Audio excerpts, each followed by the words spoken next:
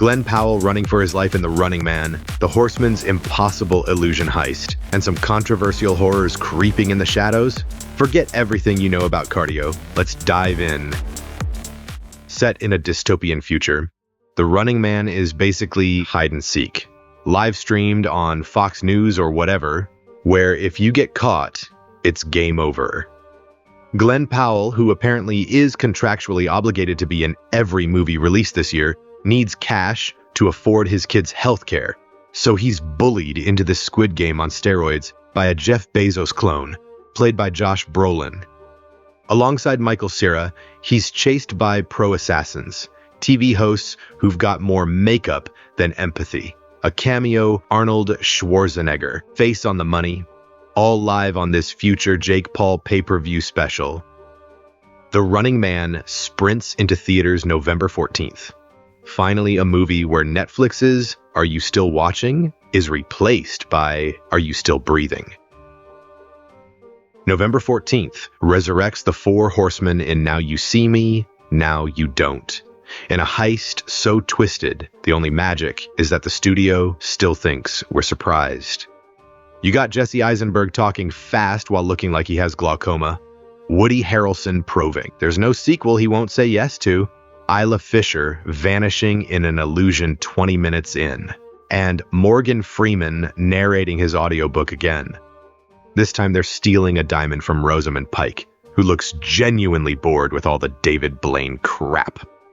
These movies have never been genius writing. Every plot twist is just a heavily foreshadowed detail someone forgot to mention, followed by a wide-eyed explanation. They should just rename the group, the Four Gaslighters. Catch Now You See Me, Now You Need a Tylenol on November 14th, and watch your money disappear faster than the plot. Get ready for 2 hours of Hollywood's elite reminding you how sad it is to be a famous, beautiful millionaire. George Clooney plays aging movie star Jay Kelly, a man who suddenly wishes to play daddy again to his daughters. But instead of getting a hobby, he drags his publicist and manager on an impromptu emotional road trip. It's planes, trains, and automobiles. Only this time, the characters are rich enough to buy the trains and fire the staff. Adam Sandler steals the show as the loyal manager/babysitter who loves his client almost as much as he loves his 15% commission and has to endure Clooney picking fights with old friends and making frantic cheesecake demands.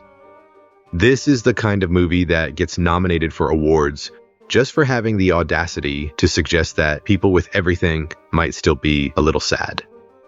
So catch Eurotrip, the Midlife Crisis Edition in theaters, November 14th if you hate money, or wait for Netflix, December 5th if you have self-respect. Next up is Hollywood's gift to furries everywhere, Muzzle, City of Wolves on November 14th. Aaron Eckhart is back, the guy who treats criminals like chew toys, and trust me, with that jawline, he bites harder than his dog. After his family gets attacked, he teams up with a military K-9 to play fetch on some nasty drug cartel members. This is what happens when you let Judge Dredd get Cujo as his partner. So if you've already had your rabies shots, Muzzle, City of Wolves is howling into theaters, November 14th. This week we got King Ivory dropping, and it's basically a gritty fentanyl cartel thriller that makes Traffic look like a Disney movie. Every character is either high, dying, or lying, and you get 129 minutes of drugs, cartels, Irish mobs, and enough fentanyl to put a small city to sleep. James Badge Dale stars as a cop playing whack-a-mole with drug dealers, while his addicted kid auditions for Who Wants to Be a Statistic. And if you're looking for sunshine and romance, wrong theater. This one hands out PTSD with the popcorn. Ultimately, it's a crime drama about America's favorite pastime, terrible decisions. The Carpenter's Son, what if the Bible had jump scares? And then Nicolas Cage said, sure, sign me up. It's giving supernatural thriller. It's giving religious horror. It's giving Nicolas Cage a paycheck. This one's already got the internet screaming blasphemy, because apparently nothing says holiday season spirit like online religious outrage. Still, we're here for the chaos, the takes, and watching Twitter implode for the next 2 weeks. After Longlegs and the Monkey, Osgood Perkins is back with Keeper, a surrealist horror film, which is code for we couldn't afford a monster. So the shadows are the enemy, and the pacing is non-existent. The plot is basically a couple, decided to celebrate their anniversary in an isolated cabin. The boyfriend dips back to the city like a coward.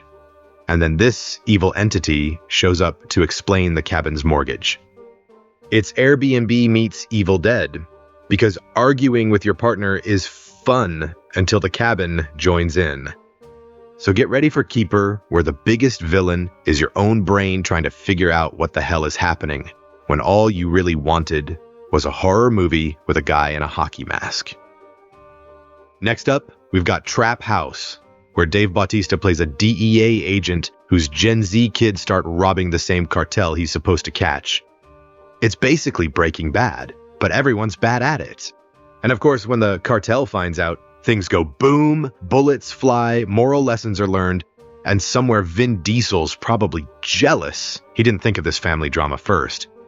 Trap House explodes November 14th. Proof that when you raise your kids on action movies, they don't need pocket money, they need bail money.